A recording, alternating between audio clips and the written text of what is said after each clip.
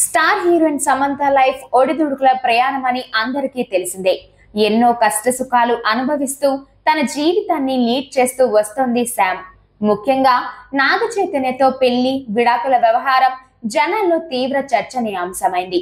నాగ చైతన్య సమంత దాదాపు 6 సంవత్సరాల పాటు ప్రేమించుకొని పెద్దల అంగీకారంతో పెళ్లి చేసుకున్నారు.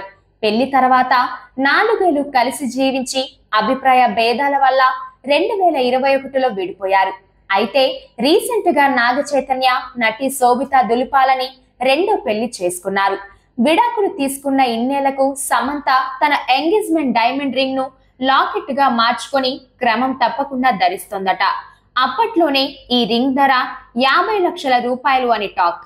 అదే విధంగా సమంత తన వెడ్డింగ్ గౌన్ ను కూడా రీడిజైన్ చేసుకుని ధరిస్తోందట.